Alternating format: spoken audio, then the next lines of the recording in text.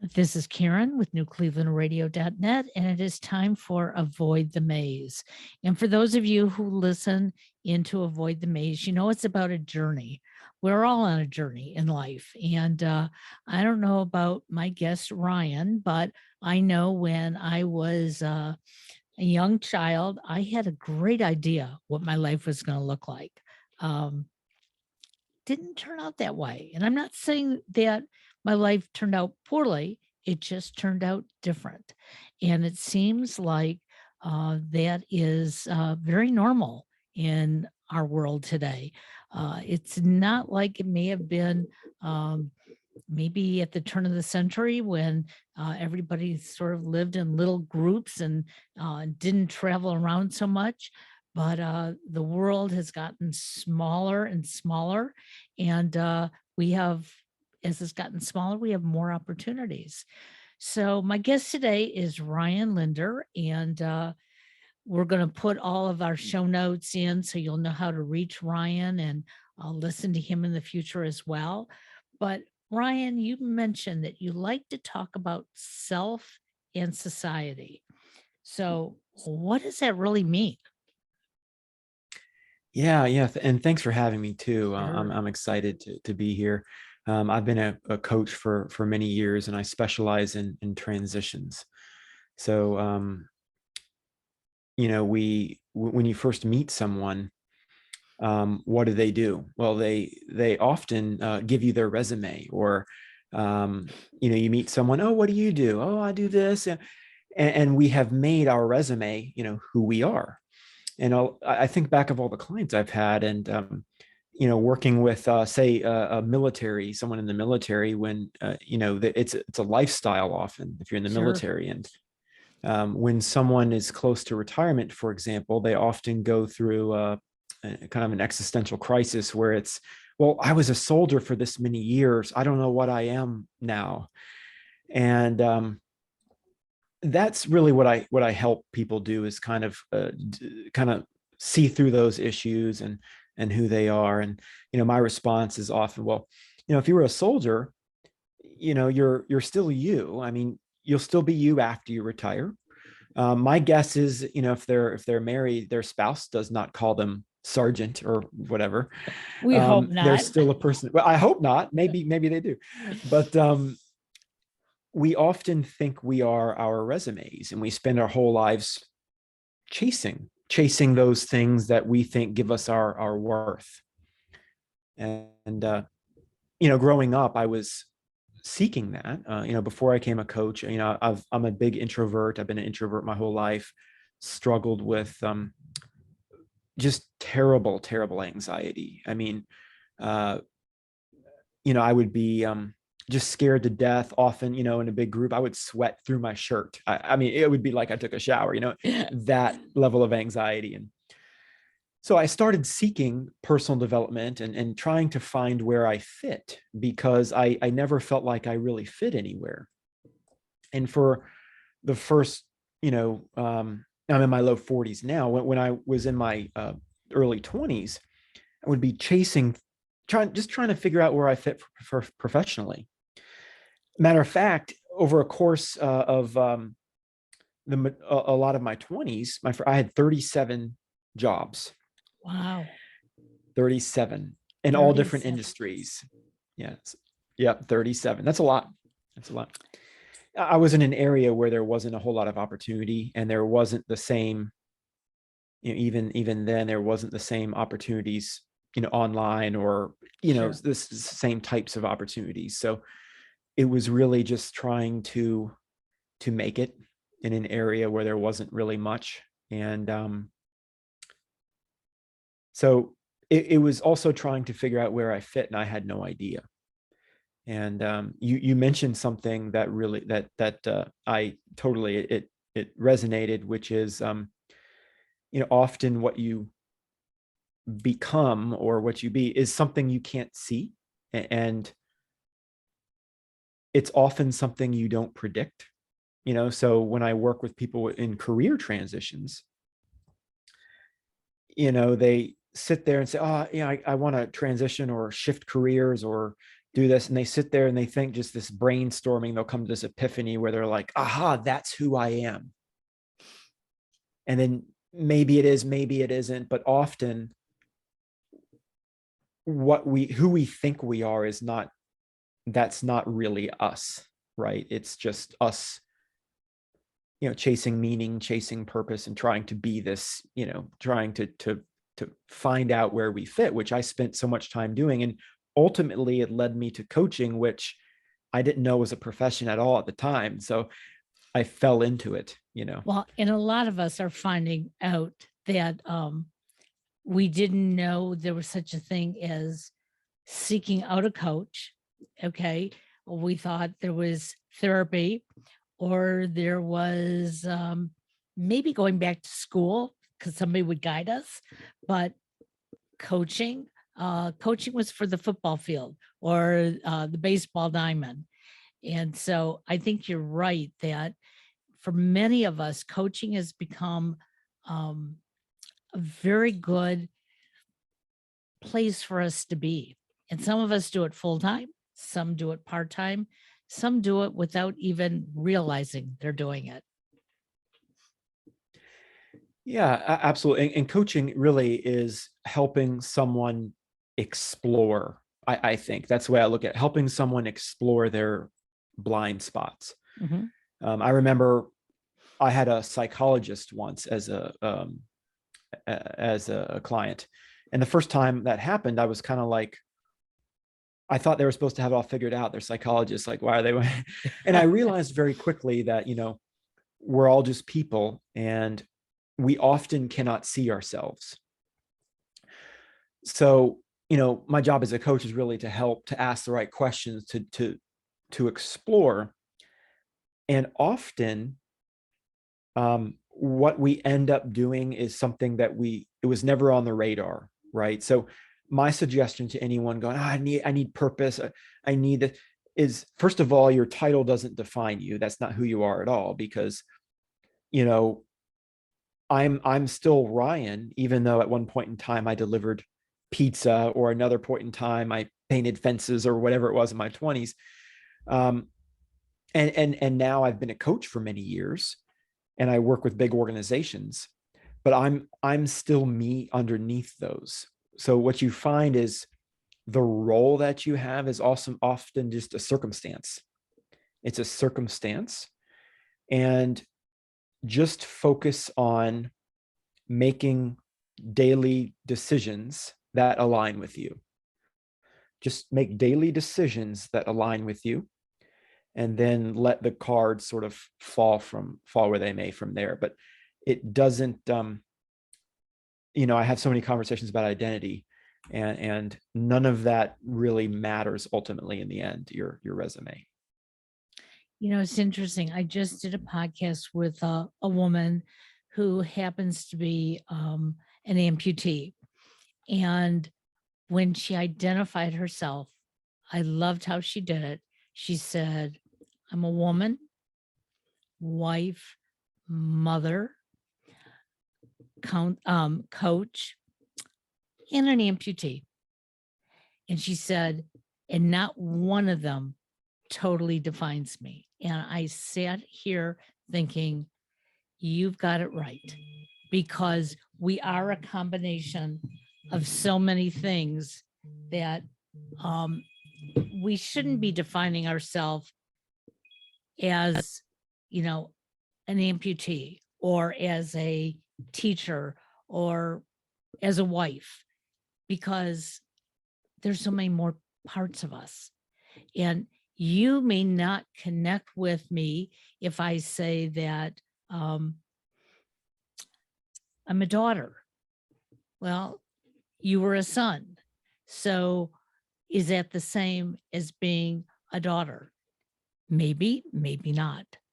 So I think when we have these conversations with each other, and especially with ourselves, we have to break it down that we are not just one thing all the time. And I'm sure that's what you do with your clients as well. Yeah, and I find, I love how she put that. And also I would go a step further and say those are things that are about her, but not Right. quite her.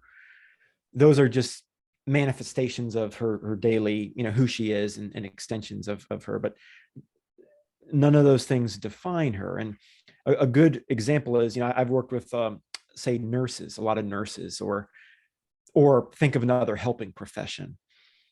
And a lot of people say, well, the nurses I've worked with, I'm a nurse because, I love to help people. And that's my purpose in life, which is fantastic. And I've known so many nurses who have just helped so many people, and I love it. But is it being a nurse that makes you who you are? Or is that just the result? Like, you want to help people. Okay. Well, you can help people and not be a nurse. You can help Exactly. people. That's just the outlet to do that. What if you couldn't be a nurse anymore? Right? What if you couldn't do it? You were just maybe got in an accident, or God forbid, or something. What if you couldn't be a nurse anymore? Is that to say you're not you anymore, or you're not the same person who is helping people? Who would you be on a deserted island? If you're on a deserted island, are you still a lawyer? Are you still a doctor? Are you still, you know, insurance sales? If you're no, on a deserted island, you're just you. That's it. So I think we get too hung up as a society with, what we're called and the resume and all that. Um, and that's just about us.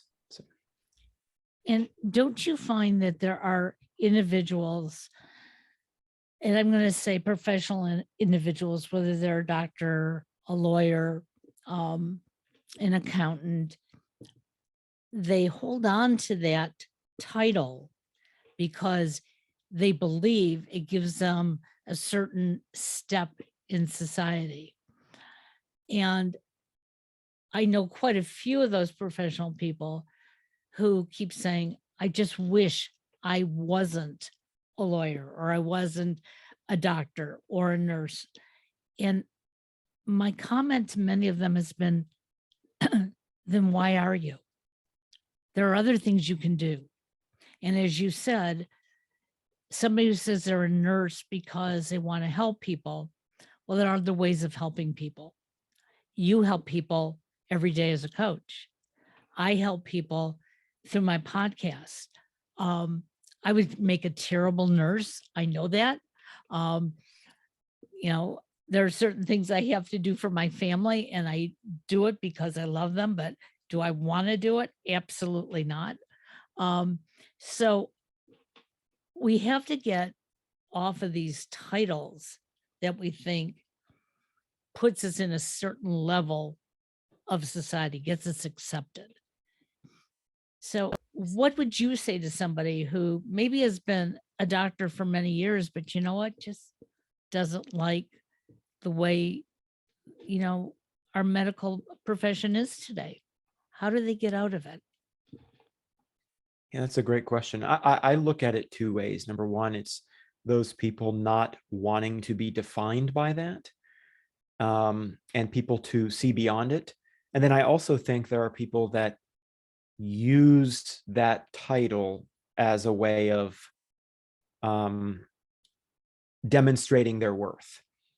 So one example would be, say, you're a military general or colonel or someone. Sure. Um, that title defines you. And you walk around, you literally wear the title, you wear it literally, which, and so who would, that's really hard because people are so often so married to that idea of who they are. So who would they be without that? Well, they're more important with the title, and they'll make sure, you know, in a doctor, this happened to me actually the other day, is someone introduced themselves as, I'm Dr. Sandy or whatever. I'm Dr. So-and-so. Well, you may be, but what is the purpose of introducing yourself that way in situations where it makes no difference? So in other words, if you're talking to your lawn care person or your, you know, you wouldn't need to introduce, I'm Dr. So and so, because it doesn't make any difference to that Right. person.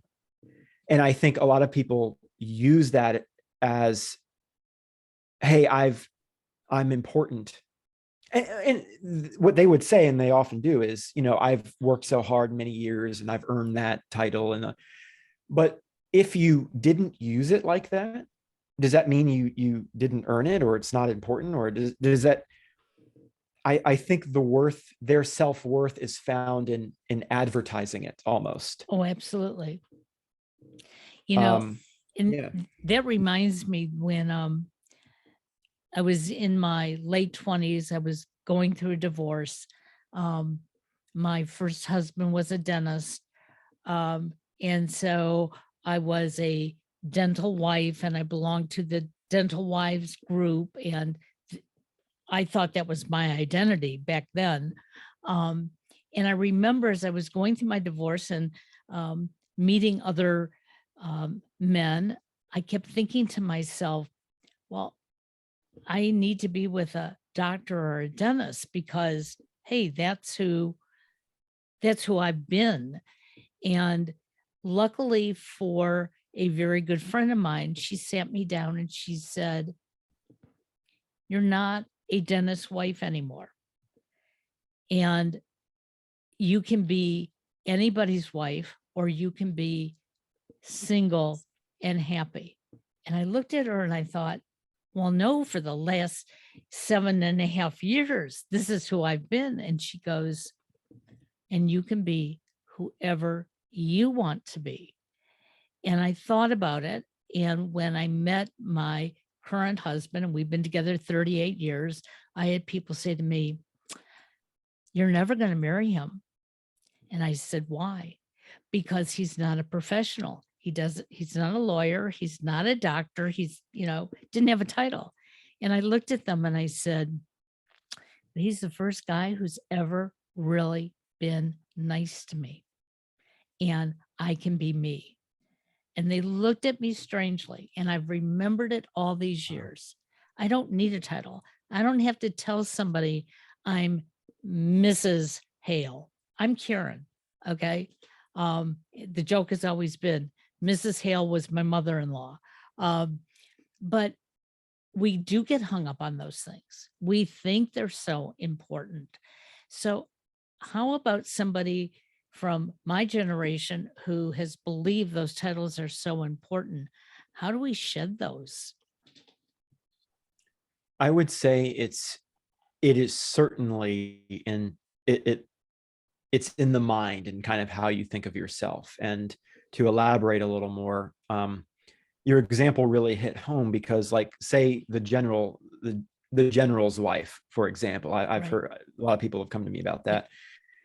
that. um a general, a colonel, a military officer's wife or spouse, whoever the service member is, um they are often responsible for doing things like arranging, dinners and hosting and, different things like that. And often they feel sort of swallowed up, I guess, by, they're not, Sandy or Johnny or whoever. They're, Mr. or Mrs., Right. um, and that becomes them. And I once worked with a client who, she was a very successful major news producer and anchor. So she was, I forget which one came first, but anyway, she was very successful. And she married later, into the military, and gave up that career, because of the frequent moves and so forth. And she experienced kind of, that identity crisis where, I thought I was this person, and now I'm, like, kind of swallowed up in this whole, Sure. military identity. So I would say that people are going to, you can train people. First of all, you can train people how to treat you, and their, don't allow their definition of you to influence your definition of you. For example, some, you may have these aspirations of being a big musician, big time and successful. And there will be people who think, they couldn't do that. He or she couldn't do that. And they will have limits on you. But the minute you find success, let's say you were a struggling musician, all of a sudden you had a platinum album or whatever. Suddenly their opinion shifts of you, because they have seen the value change. They've seen it in terms, if that makes sense. So, but in order to get to that point, it takes a special person to kind of separate themselves from how others think of them and not allow it to limit, if that makes sense. Sure, So absolutely does. it takes a special person to say, they can define me however they want. That's fine. It's not going to deter or influence my decisions for myself. And I think that's where people get stuck, is they go, I couldn't do that. That's not, this is all I am. And it's not. You probably, in fact, no one I've talked to has actually achieved their full potential, I believe. It's about exploring that and getting out of their comfort zone. And that's why we call it, a journey on Avoid the Maze. We are constantly on a journey. Um, I have said many times, when I was about 9 or 10 years old, it was a summer day. I was sitting on the front porch with my parents. And I turned to my mom and I said, "You see that house out over there? Someday I'm going to get married. I'm going to live in that house. My husband and I are going to have, 3 kids, just like you did. Friday nights we'll come to dinner at your house. Sunday mornings you'll come to brunch at our house." And my mother looked at me and she said, "Oh, honey, that would be delightful." About 10 years later, I'm going to college, and I'm not thinking about that street or that house or anything else. I'm thinking about what I want to do with my life. And it's like, well, what happened in those 10 years that changed me? Well, the journey, going in different pathways. Um, and so I tell people that, yes, there are times that we'll sit down and we will make a plan, vision boards that so many young people make, this is where I'm going to go. But what happens if, as you're going down that route, you say, you know what? I don't like the way the street looks. I'm going to turn right. Oh, I turned right. You know what? I'm going to turn right again. There's nothing wrong with that, because, as you said, we never really reach our highest potential. We just keep experimenting. Yeah. And people will always pull you into their fear, usually. And you see this a lot with parent-child relationships. It's, oh, you got to play it safe and you got to take risks. It's because they love you. And Right. that makes sense. But you have to always remember, people will generally tend to cling to familiarity, and they will always pull you into that fear. So, if you take a look at, people who have achieved certain things, they've always had to get out of their comfort zone. And so what about them created that? Like, you don't know how many failures they've seen or how many rejections they've seen. I mean, I've helped people overcome and I've been rejected, oh God, numerous times, but it really takes a special mindset to say, none of that defines me. I'm just going to keep putting one foot in front of the other. And I may not see it right now. I may not see the outcomes, detach from the outcome. Now, that's not to suggest that, throw caution to the wind and take crazy and do. I mean, you want to be there. There is a place for being reasonable and sensible, Sure. and so forth. But you just, your circumstance is often a result of just a series of choices. A lot of people come to me and say, oh, how can I change? How can I do this? And how can I? And as a coach, my job is to ask questions, but what happens when you make 20 suggestions to someone is they often give you 20 reasons why it won't work. Oh, absolutely. Well, I can't do that because of that. Oh, I can't do that. And so I learned really quickly that, the exploration, that they have to come to that on their own, and they often can't see how they're keeping themselves stuck, but their circumstances often a result of choices. And to make any real change,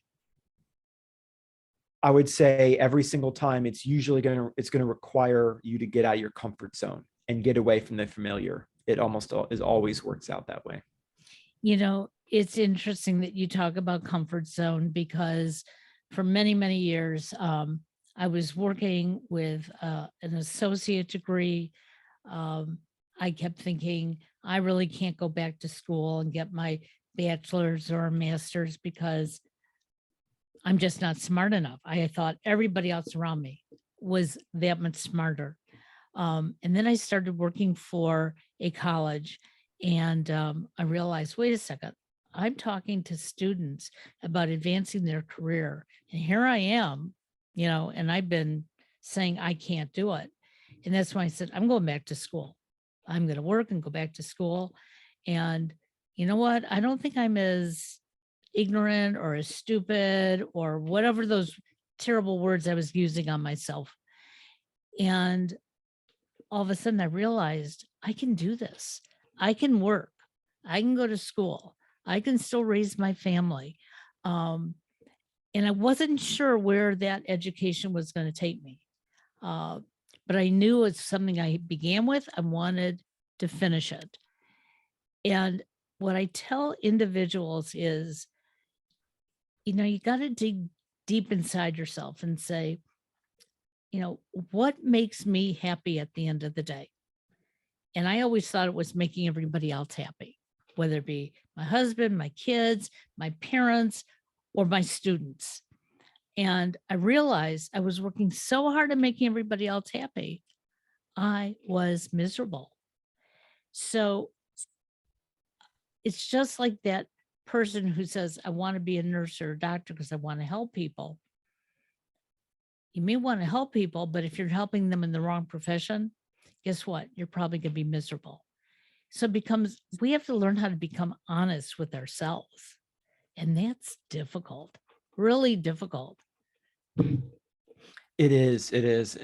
And often it feels, forced when you're in a profession that you feel like, oh God, this is really not, reflective of me. And I always say, like, when you're on an airplane, they always say, you take the oxygen first, you take care of yourself first. Because if you do that, then you can better help other people. If you don't do that, then you're just part of the panic. And I feel that always stuck with me, because most people, I was a people pleaser for years, and I thought that was where my worth was, the approval and doing. And then I realized, whoa, I can't control what other people think. And I try to please them, and sometimes they'd still treat me terribly. So maybe that's not who I am either. And just for years, I was seeking, like, well, who am I? And I remember once I was in a kitchen doing dishes in my early 20s. I was in a restaurant in the back, and I was like pulling some really gross stuff out of the sink that was clogged. And I was just thinking, is this me? Like, is this is this my potential? And I am the same person years later. I mean, yeah, I've grown in different ways, but basically I'm the same. I have the same value. I have the same worth. And that didn't define me. Success doesn't define me. But it required me at the time to, number one, the biggest thing you can do to make that change is to be okay in uncertainty. A lot of times we don't take a risk until it's like a guarantee. We're afraid of the outcome.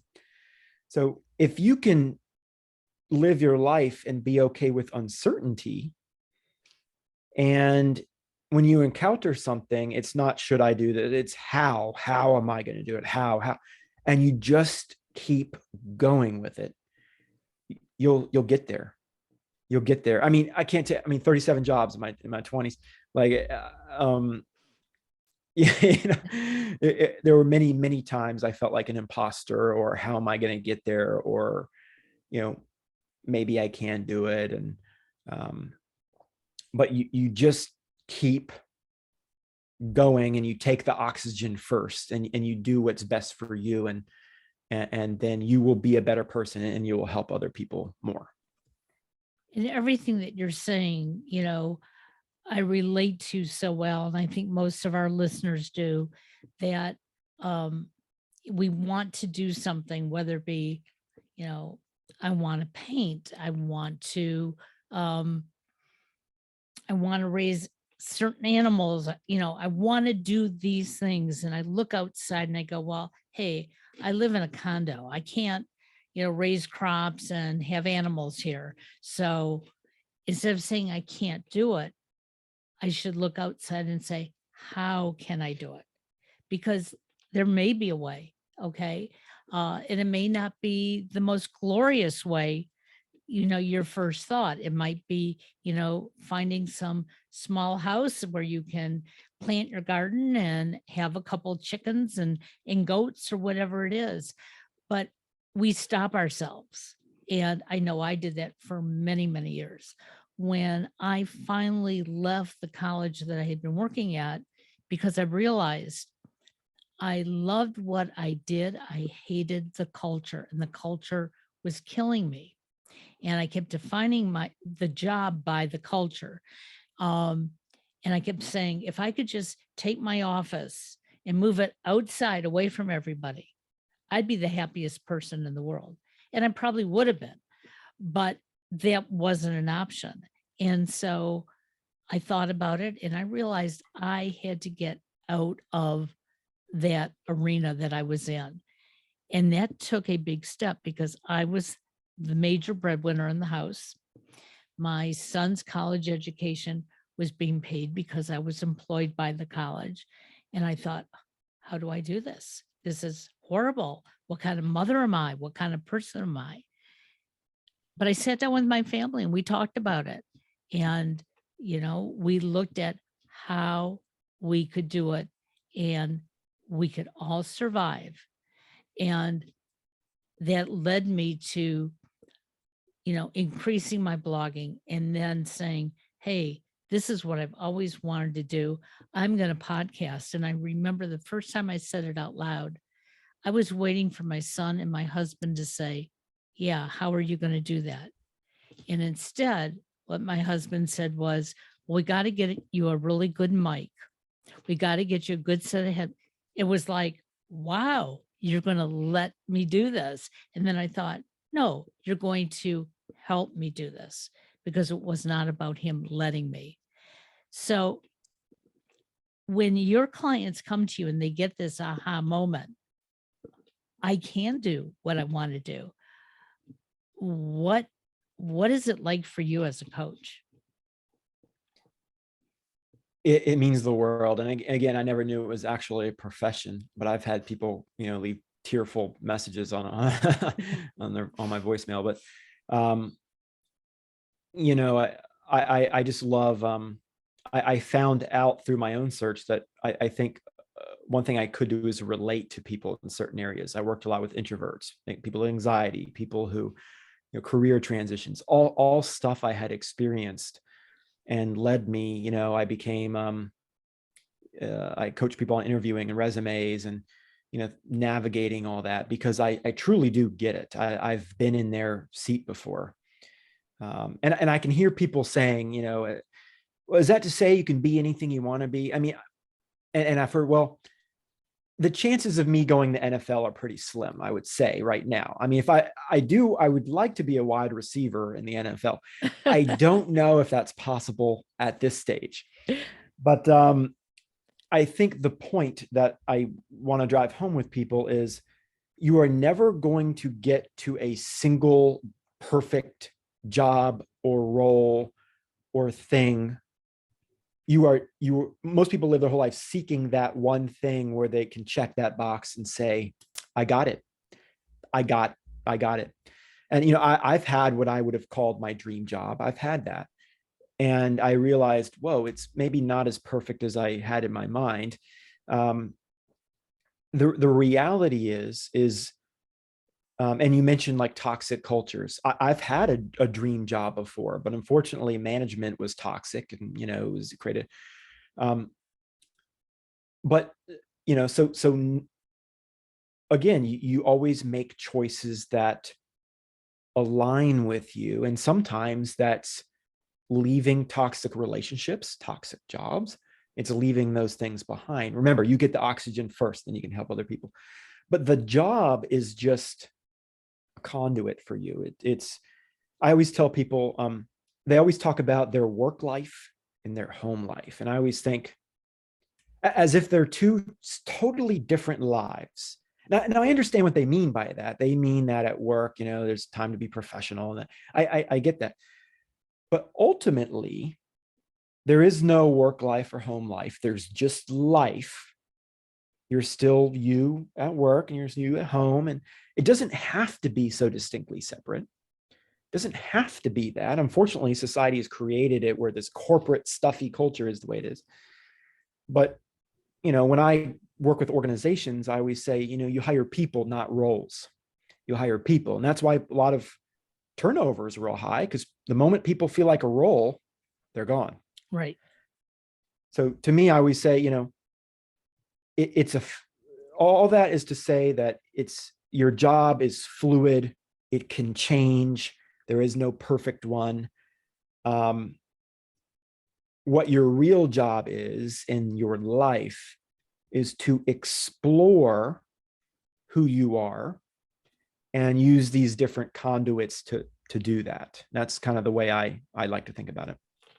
Well, and I think that's extremely important because we don't have just only one passion, one desire, one like. I had somebody ask me, you know, if you're a podcaster and a blogger and you do websites, why is it on the weekend you put on your IT hat and you go to a big box store and you help their sales staff sell? And I said, because there are many things that I like in life. And when we talk about helping people, in some ways, that's what I'm doing. I'm helping, the salesperson get some skills that they probably wouldn't get anywhere else, or learn from their skills and share them with others. And then I'm there with the customer who oftentimes is scared because, oh, you're going to tell me what to spend and I don't have that kind of money. And that's not what I do. I'm there to, you tell me what it is that you need, how you're going to use it. I'm going to tell you what the best options are. And maybe today's the day to buy, and maybe today is not. And yes, I'm wearing two different hats, but I also wear another hat, when I'm with my sons and when I'm with my husband. And you know what? They all mesh because, like you said, it's who I am. And so we have to stop looking at people and saying, well, how can you do all these things? They don't go together. Well, they do because you bring you into all those things. Oh, yeah. Well, I love that. And yeah, you're right. I think a lot of people see things that maybe have nothing to do with each other, and then they don't know how to define you. I do a lot of coaching, and then I also work with organizations and coaching and training and things like that. But I also do a lot with animals, and I do a few things with like real estate and a few things that maybe not. And depending upon when you talk to me, maybe I'm wearing a different hat, Right. and you maybe look at me a little differently. And people often define you on your circumstance. Like I think back at the example that I gave, when I was in the kitchen doing dishes and all that. it would be easy at that time to say, well, he's that, and define me. Now, if you take someone, let's say, Elon Musk or whoever, if we met any of these individuals before they started their companies, we wouldn't think of them the same, right? Because they hadn't Right. achieved that value yet, right?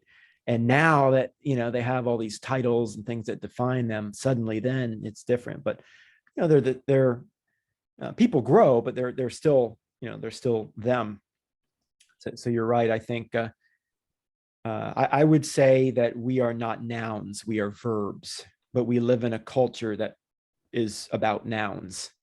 And at the end of life, we realize, or after a trauma, we realize that, whoa, I was actually a verb all along, and I never knew it. Really. I never thought of it that way. Yeah. I love that definition. That is absolutely perfect. So, how can our listeners find you?